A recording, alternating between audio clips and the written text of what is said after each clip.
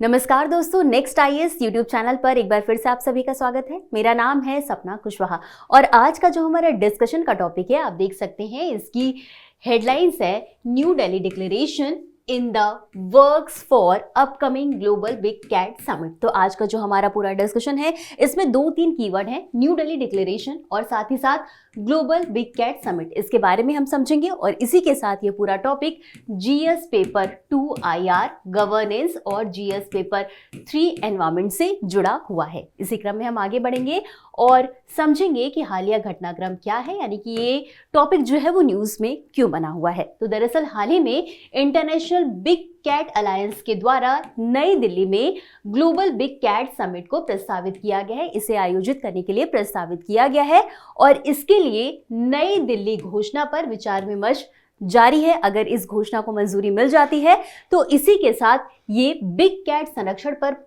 पहला वैश्विक घोषणा पत्र हो सकता है। याद रखिएगा कि पहला वैश्विक घोषणा पत्र हो सकता है अगर मंजूरी मिलती है तो। और ये आयोजित कब होगा, तो इसकी संभावना है कि 1 जून के आसपास इस साल ये आयोजित हो सकता है। अब इसमें जो है वो कई देशों के राष्ट्राध्यक्ष की भागीदारी देखने को मिल सकती है। अब अगर इसके पृष्ठभूमि की बात करें तो 2010 में सेंट पीटर्सबर्ग टाइगर समिट का आयोजन किया गया था। इसकी विशेषता ये थी कि इसमें केवल बाघ पर फोकस रखा गया था, लेकिन ये वाला जो समिट है यानी कि ग्लोबल बिग कैट समिट जो है, इसमें 7 जो बिग कैट हैं उनको रखा गया है। तो इस लिहाज से ये सबसे बड़ा और सबसे पहला वैश्विक घोषणा पत्र हो सकता है। अब इसी क्रम में हम आगे बढ़ेंगे और अब हम बात करेंगे इंटरनेशनल बिग कैट अलायंस यानी आईबीसीए की। तो सबसे पहले तो जानना आपके लिए ये जरूरी हो जाता है कि इसकी स्थापना कब हुई थी। तो इसकी स्थापना हुई थी 9 अप्रैल 2023 को।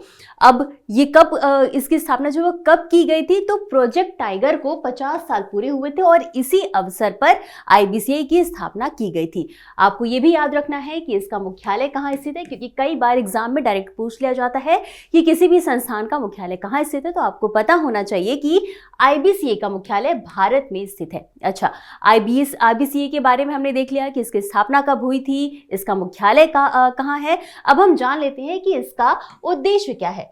तो बिग कैट संरक्षण के लिए वैश्विक सहयोग मंच बनाना।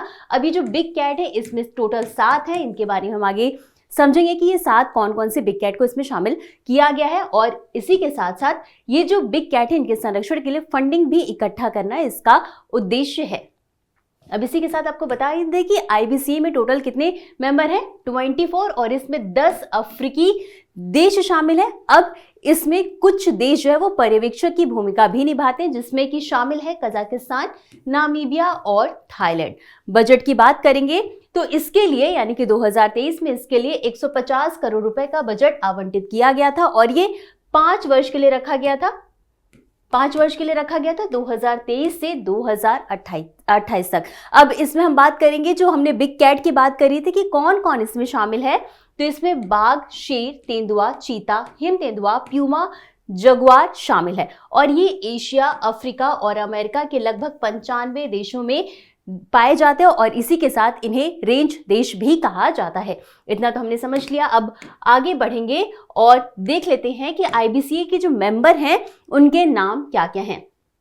तो Angola, Armenia, Bhutan, Cambodia, Eritrea, Ethiopia, Eswatini, Guinea, Guatemala, India, Liberia, Malaysia, Mongolia, Myanmar, Niger, Nicaragua, Nepal, Paraguay, Russia, Rwanda, Somalia, South Sudan और सूरीनाम इसके जो है आईबीसीए के मेंबर हैं। तो ये आपको याद होना चाहिए। अब इसी क्रम में हम आगे बढ़ेंगे और समझ लेंगे नई दिल्ली घोषणा के बारे में।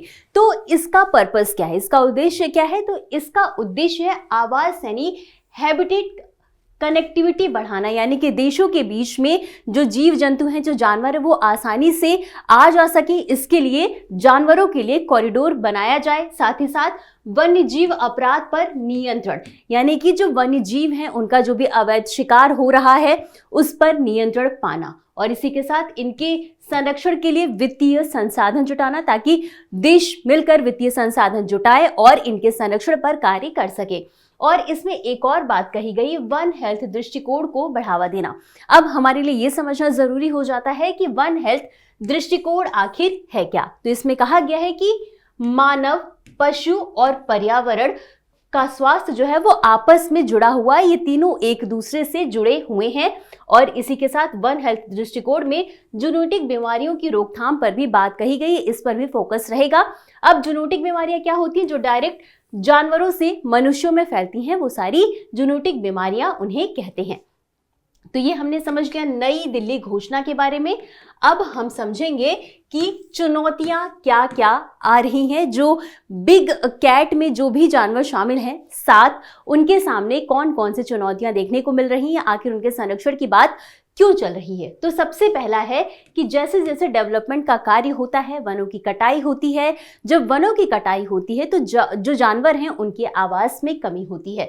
तो उससे क्या होता है कि जो जानवर हैं उनके आवास में कमी हो रही है, तो अब उनको रहने के लिए जगह नहीं मिल रहा, उनकी आवास में हानि हो रही है, जिसके कारण उनकी मृत्यु भी हो जाती है कई बार। और इसी के साथ जानवरों का अवैध शिकार भी किया जाता है, उनके शरीर के कुछ हिस्से के लिए, जैसे कि सींग के लिए, दांत के लिए उनका अवैध शिकार किया जाता है और व्यापार किया जाता है, जिसमें कई बार क्या होता है कि जानवरों की जान भी ले ली जाती है। इसी के साथ जलवायु परिवर्तन, यानी कि मौसम में कभी तापमान बढ़ रहा है, कभी तापमान कम हो रहा है, तो इसके कारण भी जानवर जो है वो प्रभावित होते हैं। इसके अलावा कई सारी वन्यजीव बीमारियां भी होती हैं, कई सारे जानवरों में बीमारियां भी हो जाती है जिनकी समय पर देखरेख नहीं हो पाती है और इस कारण भी उनकी मृत्यु हो जाती है। साथ ही साथ अभी कई लेवल पर वैश्विक समन्वय में कमी देखने को मिले, यानी कि देशों के द्वारा पर्याप्त रूप से अभी इनके संरक्षण के लिए कार्य नहीं हो पा रहा है, कहीं ना कहीं कुछ कमी रह जा रही है। तो ये सारी चुनौतियां हैं जिनकी वजह से ये जो बिग कैट है इनके संरक्षण में कमी हो रही है, और यही वजह है कि इस समिट का आयोजन किया जा रहा है, ताकि इनके संरक्षण के बारे में बातचीत की जा सके और इनके संरक्षण के लिए कार्य किया जा सके, नीतियां बनाई जा सके। तो यही था आज का हमारा पूरा डिस्कशन। अब इसी के साथ हम आगे बढ़ेंगे और देख लेंगे इससे जुड़े एक अभ्यास प्रश्न को। प्रश्न है, अंतरराष्ट्रीय बिग कैट अलायंस यानी IBCA के संदर्भ में निम्नलिखित कथनों पर विचार करें। आपके पास 3 कथन है। इसका शुभारंभ 2023 में भारत के द्वारा किया गया था, और दूसरा कथन है इसका मुख्यालय जिनेवा में स्थित है, और तीसरा कथन है इसका उद्देश्य केवल बाघ संरक्षण तक सीमित है। आपको बताना है कि उपर्युक्त में से कौन सा या कौन से कथन सही है या सही है। तो ए ऑप्शन क्या कहता है? केवल एक सही है। बी ऑप्शन कहता है 1 और 2 दोनों सही है। सी ऑप्शन कहता है 2 और 3 सही है। या डी ऑप्शन 1, 2 और 3 तीनों सही है। तो हमेशा की तरह इस प्रश्न का जवाब आपको कमेंट सेक्शन में देना है। तो आज के लिए बस इतना ही। मिलते हैं अगले एपिसोड में इसी तरह कुछ अहम और जरूरी खबरों के साथ। तब तक के लिए धन्यवाद।